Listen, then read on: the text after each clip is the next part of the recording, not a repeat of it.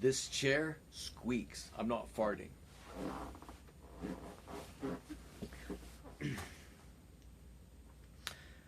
Start off with something a little bit different today. It turns out that there's three countries, I think most of them in South America, Guyana, Suriname, and Ghana, who are intending to exploit their oil reserves as much as they can before the market for oil collapses.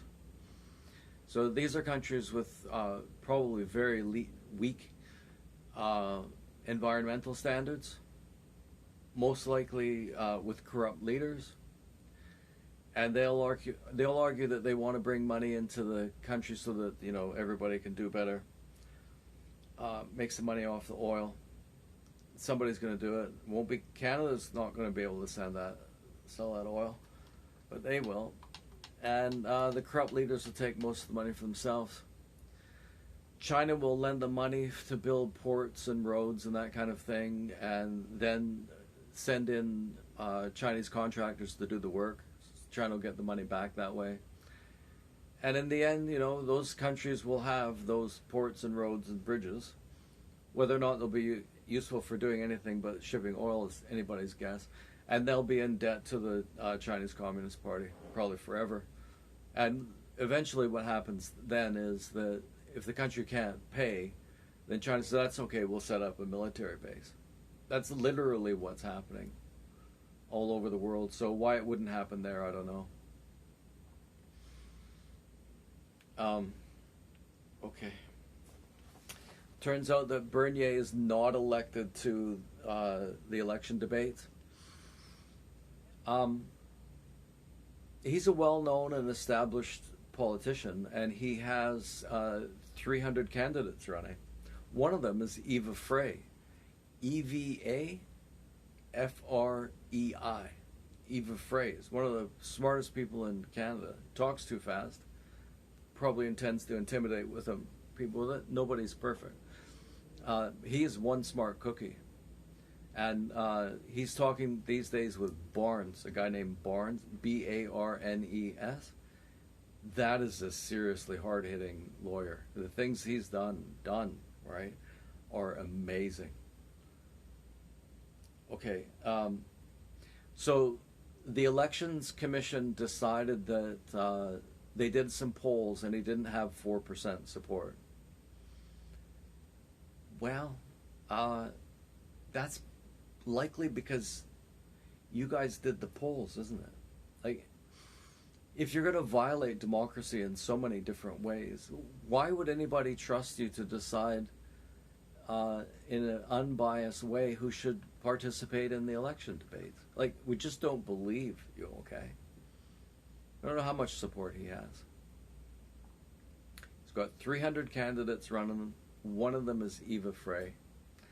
Well, some things never change, right?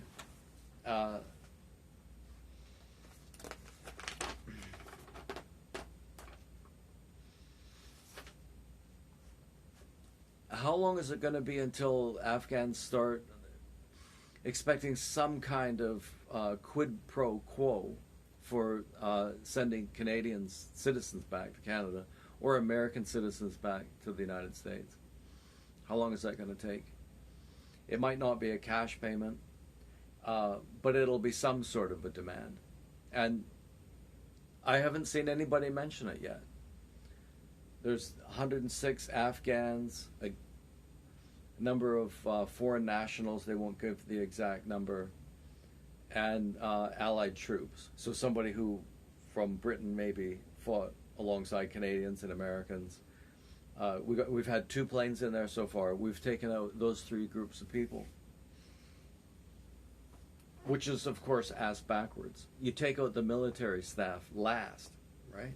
Not first. Not while there's any Canadian citizens in Afghanistan. As long as there are Canadian citizens in Afghanistan, the Canadian military should stay there. They're supposed to protect Canadian citizens, right? Yeah, but nobody's mentioning that at all. No mention that I've seen so far about anybody gives a rat's ass about Canadian citizens. And it makes me wonder, because what's going to happen if there's a problem with China? Are they going to care about getting Canadian citizens out of Taiwan? Is there a plan? By the looks of what's happened in Afghanistan, it doesn't seem like they care that much. And China would probably hold us hostage for that too. It worked really well with the Michael Spavor thing.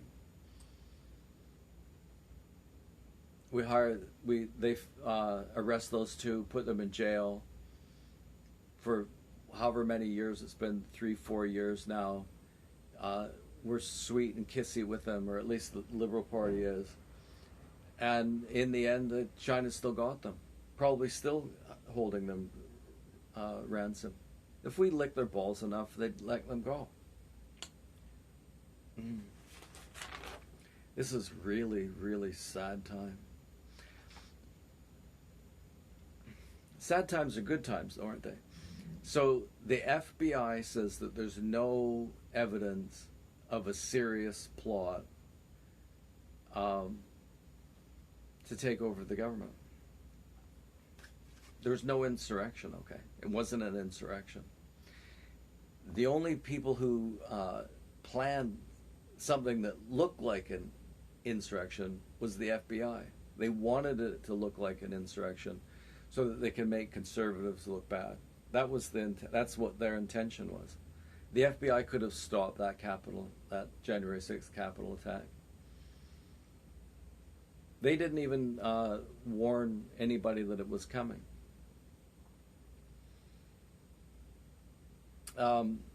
Apparently there were 40, they found 40 people, this is after sticking people in solitary confinement.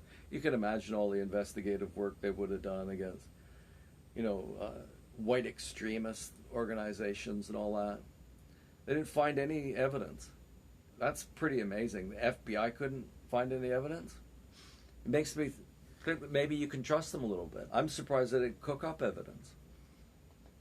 They cooked up evidence with the Russia thing. Why wouldn't they cook up evidence with this? Anyway, what you've seen now is January 6th insurrection. You've seen those two words occur together God knows how many times. January 6th insurrection. And that's how it works, right? Words that are paired together, they stay paired together, right? So if you got jump, you'd say jump over, or jump in, or jump. It doesn't collocate with that many different words. You're not going to say jump book, right? You're not going to say January 6th, mostly peaceful riot, because you haven't heard those words enough. That is how it works. You hear them together thousands and thousands of times, and then they stick together. When you think, oh, yeah, okay, insurrection, I would probably think January 6th. They're stuck together in people's minds.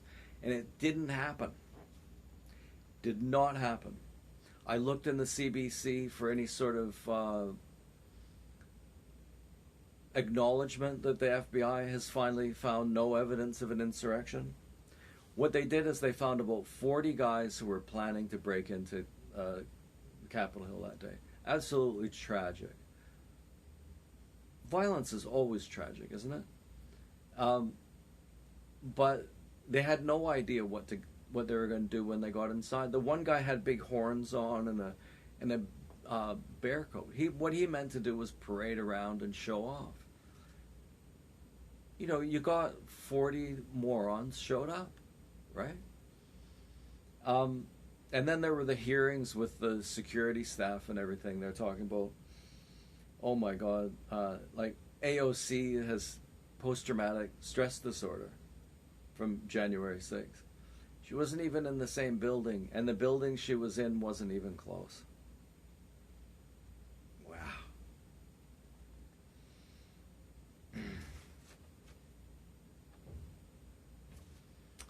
Wow.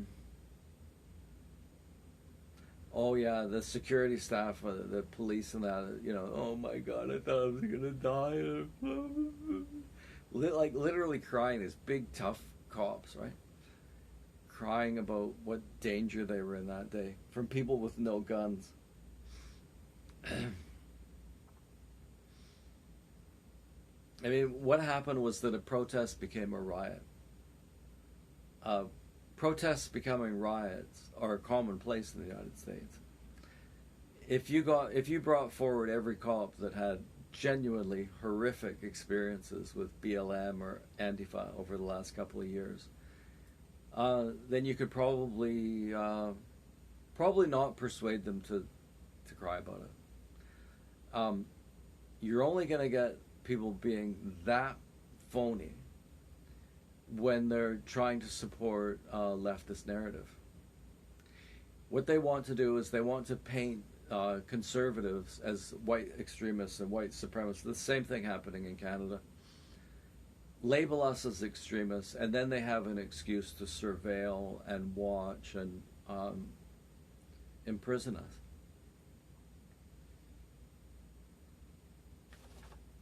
This stuff really just isn't at all funny.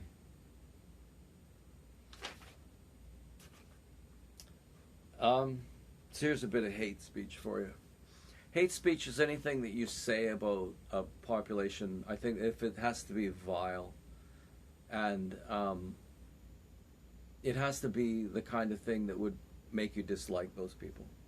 So, the obvious argument is that they're always talking about colonization and residential schools and all that. And over time, you develop a hatred for white people from that. That's what you would expect. But we're not a minority, so we're not in quite the same sensitive situation. Anyway, what I'm going to say is probably doesn't describe anybody in Canada. But as we decide to bring all of these people that were associated with, got paid by the Canadian military, drivers and cooks, it's not just going to be interpreters. So as we think about bringing them in, one thing that you really have to seriously consider is how are you going to deal with their heroin addictions? You got people that have been traumatized like that, and they're drug addicts. So really, what's the plan? And okay, what I'm going to say is true. This is really amazing, but in England, the National Health Service is struggling because so many Muslim people are the product of inbreeding. And you get certain diseases associated with inbreeding that don't happen in people that aren't inbred. And it's a real strain on the National Health Service. That's an awful thing, eh? I think the Afghan airport scene brilliantly illustrates a certain concept in Islam. And that principle is women and children last. Women aren't even allowed out of their house.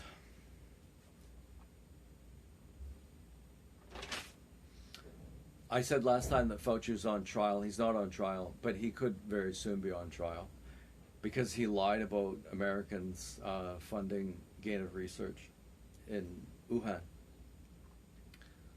the COVID lab where they're studying COVID, trying to make it more contagious, and then coincidentally the same virus emerges from a wet lab or something like that next to the lab.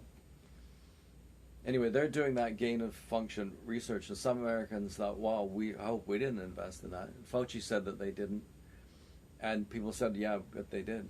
You did, didn't you? And they're saying, yeah, this is sedition or some sort of betrayal, of course, right? And so I would just like to see someone ask Theresa Tam, were we funding gain of research, gain of function research in China? Just that yes or no. And probably nobody will even ask. And if she lies, there's no way that we have the guts that Americans have to say, look, these are Senate hearings, I think, and you have to answer. We're going to put you in jail. You have to give us the right answer. You put you in jail. Canadians are too polite for that. Sure, go ahead, betray the country. Not a problem.